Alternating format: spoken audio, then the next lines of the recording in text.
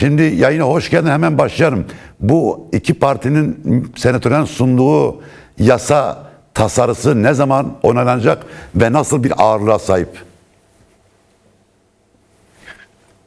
Şimdi bildiğiniz gibi Senatör Lindsey Graham aslında son 1-2 haftadır çok önemli bir çıkış sergilemekte ve bir bütünen ABD'de özellikle Elçi Barak'ın Suriye'deki meseleleri ele alış biçimine karşı ciddi eleştiriler oluştu. Hatta Wall Street Journal, burada Amerika'nın en büyük gazetelerinden birinden editoryal bir yazı olarak Barak'ın politikaları ve hamleleri yoğun bir şekilde eleştirildi. Şimdi böyle bir ortamda Lindsey Graham'ın Trump'a yakınlığıyla bilinen Lindsey Graham'ın bu kadar karşı çıkması ve bu politikaları eleştirmesi herkesin dikkatini çekmişti. Bundan 2 gün öncesi Lindsey Graham tekrar kendi sosyal medya hesabından, yani Twitter hesabından, X hesabından yönetimle konuştuğunu, Trump ve Dışişleri Bakanı Rubio ile konuştuğunu beyan etmişti ve bu konuda bazı taahhütler aldığını söylemişti.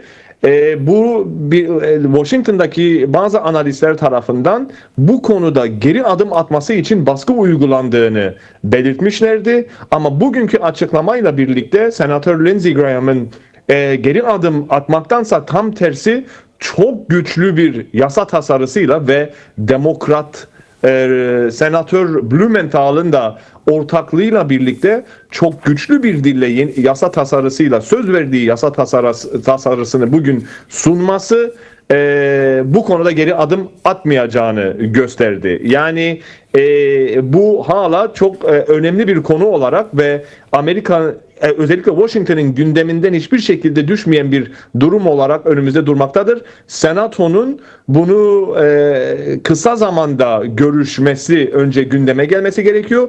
Ama yasa tasarısının kendisinin sunulmuş olması, özellikle bu dille sunulmuş olması, hatta şu bir cümleyi de ek olarak senin de belirttiğin cümlelere ek olarak şöyle bir cümlenin de taşımış olması önemlidir. SDG'ye yönelik saldırıların Türkiye ile koordinasyon içinde ve Türkiye'nin desteğiyle gerçekleştirildiğine dair bulgular bulunmaktadır ifadesi bu meselenin sadece Şara'ya dönük değil, Türkiye'nin de Suriye'nin meselelerine böyle angaje olması ve SDG'ye ve Kürtlere karşı olan savaşta Türkiye destekli bir proje olduğunu da vurgulaması çok önemli bir ek bilgi olarak sunmak isterim. Peki Giran Özcan, bu tasarı ne kadar bir süre zarfında Senato'da yasallaşması bekleniyor? Bunun herhangi bir prosedürü şu an itibariyle yok. Cumhuriyetçiler Senato'ya hakim. Cumhuriyetçilerin Senato liderinin bunu gündeme alması gerekiyor. Şimdi bundan dolayı Senato'nun gündemi bu kadar doluyken bunun önümüzdeki günlerde ele alınması çok beklenmeyebilir.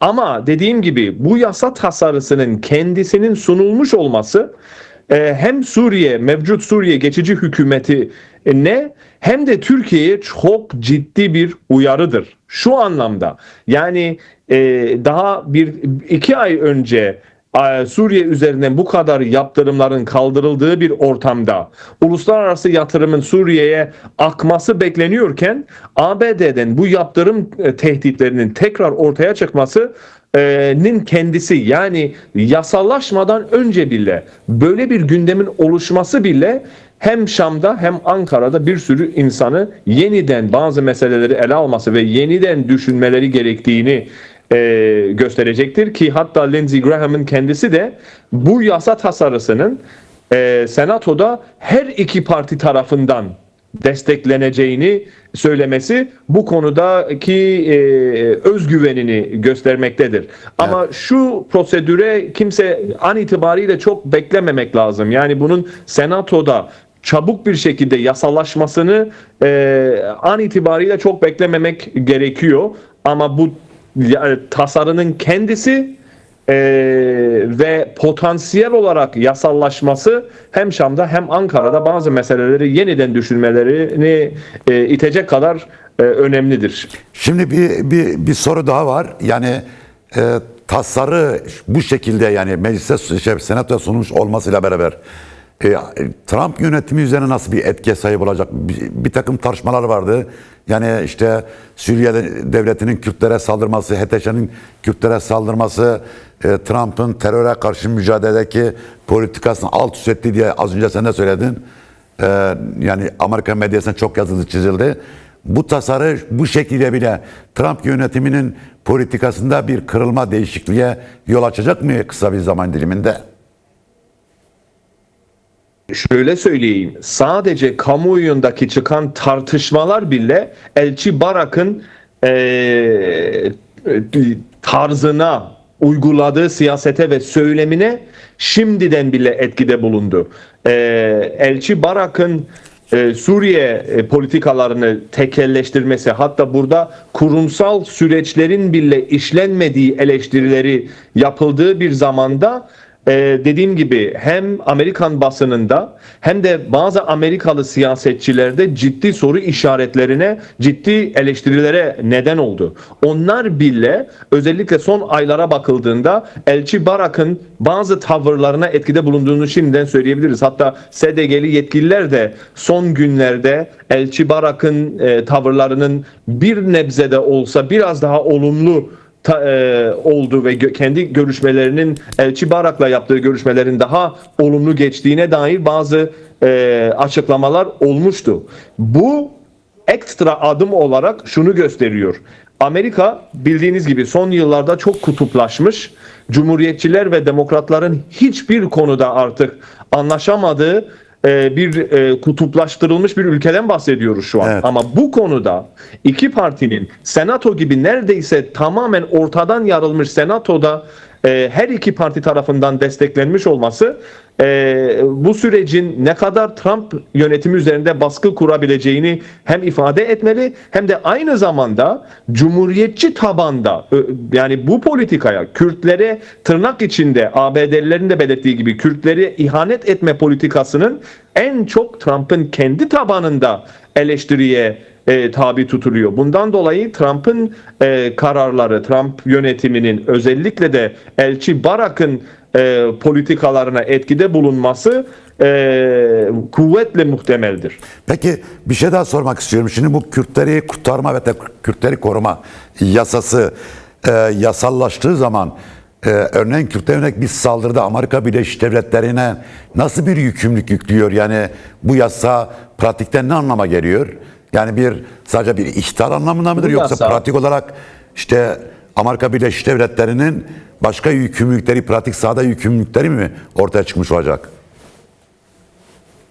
Bu tasarı eğer bu haliyle kabul edilirse Kürtlere karşı saldırıların yasal sonuçları olacaktır artık ya da yaptırımlara neden olacaktır ve ABD yasal olarak bu yaptırımları uygulamak zorunda kalacaktır. Eğer bu yasa mevcut haliyle yasallaşırsa.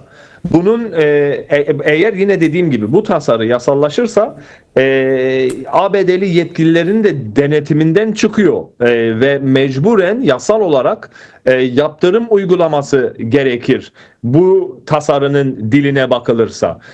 Şimdi dediğim gibi ama şöyle bir beklentiyi kurmamak gerekiyor an itibariyle.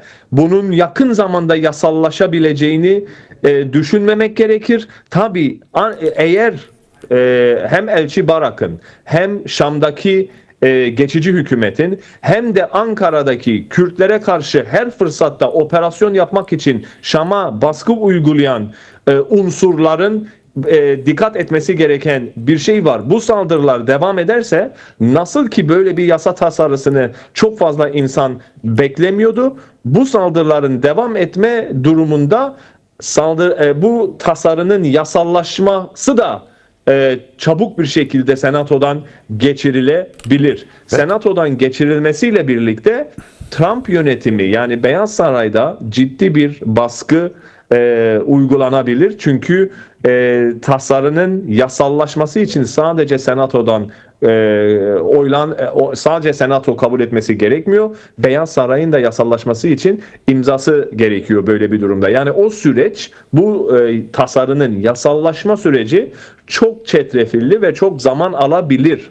Ama bunun hiçbir şekilde bu tasarının kendi haliyle ve an itibariyle yaratacağı baskıyı minimize etmez. Tam tersi, kimse bu tasarıyı bu diliyle, bu şekliyle beklemiyorken bu kadar sert bir dille bu tasarının hem demokrat hem cumhuriyetçi senatörler tarafından desteklenmiş olması ve Lindsey Graham'ın büyük oranda senatonun hemen hemen tümünün böyle bir tasarıyı destekleyeceğini vurgulaması gerektiği yerlere yeterince sert bir mesajın gittiği anlamına gelmektedir. Evet. Peki bu tasarının çıkmasına evet de işte medyada Amerika Birleşik Devletleri'nde basının tekrardan gerçeklere yüzü dönmesinde esas faktörlerden bir tanesi Kürtlerin bu küresel çaptaki ayağa kalkışıdır diyebilir miyiz? Yani bu kendiliğinden olan bir süreç midir yoksa burada bunu tetikleyen başka faktörler mi ortaya çıktı?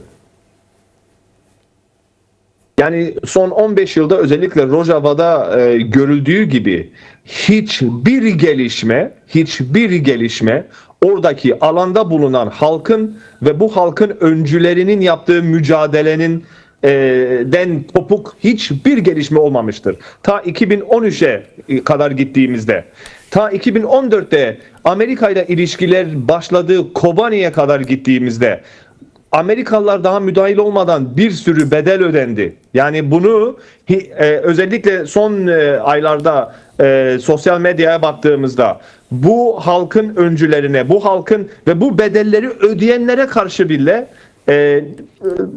hani o içteki yorumları bir tarafa bırakırsak, saygısızlığa varan onları bir tarafa bırakırsak, şunu çok objektif bir şekilde değerlendirebiliriz.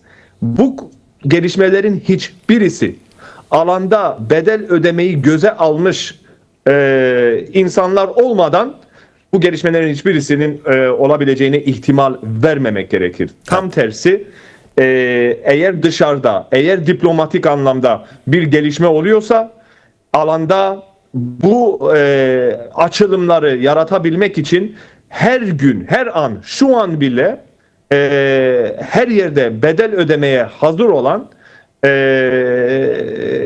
kişilerin sayesinde olduğunu sanırım bu halk için herhangi bir adım atan her kimse bu gerçeklikten kopmadan çalışmalarını yürütmeli ve bunun bilincinden kopmamalı diye düşünüyorum.